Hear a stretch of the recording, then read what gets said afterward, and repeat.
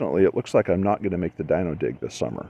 So I thought it would be interesting to make a little video on some methods that can be used to reduce the amount of broken dino bones. I've got a fair amount of experience in broken dino bones. So first of all, when you're taking the putty knife and working through the soil, I don't just push straight through, but as I go, I rock my hand back and forth, back and forth, back and forth. Of course, this soil here in my yard is full of little rocks, and that makes it difficult to illustrate. But nonetheless, you go through and you rock back and forth just a little bit. What you're doing is you're prying the soil and creating little cracks that run ahead of the putty knife. And so by going this rock back and forth and creating these little cracks ahead of the putty knife, you're not actually pushing the putty knife through the soil, you're following the cracks through the soil. So what that means is you can hold the putty knife much more gently, you're not pushing with nearly as much force, and when you come up against some resistance, you feel that much easier, and so you can stop and then see what it is and discover that, oh hey, it's a rock, or out there, usually it would be a dinosaur bone. And by pushing more gently through the soil using the cracks in front of the putty knife like this, you don't break as many of the small bones. If there's some deteriorated dinosaur bone, you tend not to crush into it and destroy it as much. It's a more gentle way to excavate. The second thing that really helps with that method of going back and forth is that you get a feel for where the bedding plane in the rock is. It's very subtle, but the rock does have in many places a distinct bedding plane. And if you are going back and forth with your putty knife like this, the cracks will open up following the bedding plane. Now, it's not necessarily horizontal to the surface. It's horizontal to how the bedding plane is. So sometimes, these are chaotic debris flows. So sometimes the bedding plane's a little off like this, sometimes it's off like this, and sometimes you can't find it at all because maybe it's vertical or something. But it's oftentimes near horizontal. And when you can do that and follow the bedding plane, whatever it may be, you can oftentimes peel off nice little flakes that are maybe, 3/8 inch or so thick. And if you can peel off those little flakes as you're following the bedding plane of the rock, you can then peel off a flake, look at it, and go, oh, hey, there's a little fossil there. Then you can set it gently back down to the spot where it came from, and you can go, okay, yep, that's where the fossil is, and you can mark get the alignment correctly for GPS and so forth. And don't worry too much if the bedding plane is not horizontal to the horizon, if it's like this or like this. That's okay. By the time you get to the bottom of the query, you're going to be flattened out with the layer below.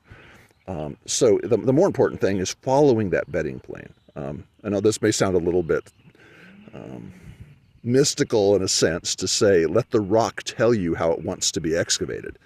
But really that's what you want to do. You want to get a sense of connection with the material that you're digging in, and an understanding of where that bedding plane is going. And the way you do that is by going back and forth like this with your putty knife and just seeing where the cracks lie in the rock, and then just following those cracks and peeling off nice little layers of material. Doesn't work everywhere, but most of the time you can find that bedding plane and you can follow it. And it really, really helps in identifying and finding small fossils and keeps from crashing into and damaging fossils. So on a similar note, let's talk a little bit about the back wall, because I've seen a number of fossils get broken and lost this way. First of all, never do this into a back wall like that. If there's a fossil there, and it seems like there always is, it'll just go snap and break right off. Always on a back wall, go parallel to the back wall. Now, unfortunately, the bedding planes are this way, the back wall is this way, right? You won't get any advantage in your cracking, so it's more difficult to work along here because it's not going to crack as nicely with your putty knife as it would if you were following a bedding plane. But nonetheless, you use the same methodology, rocking back and forth, cracking as best you can. You have to be a little bit slower and more gently as you work along the back wall. just because you don't have the advantage, again, of the natural bedding plane to help you. But that's how you excavate along the back. So another piece of advice on the back wall is that unless you have an overpowering reason not to, you actually want to angle it just a little bit. Not a lot, but just a little bit. The reason being is that mudstone has a tendency of breaking off little sections, little pieces that are not as well affixed to the back wall. And so what happens is you'll get little holes where a chunk just comes and breaks and comes out, just because there's some natural breakage in, it's as the ground freezes and thaws, there's little faults that form in the ground, etc. So you have these just break points where things will just fall out of the back wall. You're being careful as you can be. I come along like this, and then suddenly a chunk of material just breaks underneath my knife. That happens. And it seems invariably it happens, there'll be a fossil right above it. So now you have no pedestal to put your fossil on. And someone comes along later and, or you do, you bump your elbow into the thing or whatever, right? It happens. It happens a lot. And that piece, having no pedestal beneath it, will fall into your debris pile at the bottom. And because you're not paying attention to that, because you're digging over here, you don't see it, you sweep it up, and you now lost that, the end of that fossil.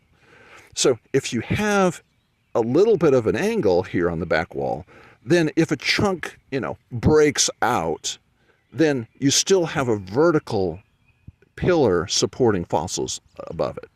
So I like having a little bit of an angle. There are times where you have to go ahead and come back later and square it up, right?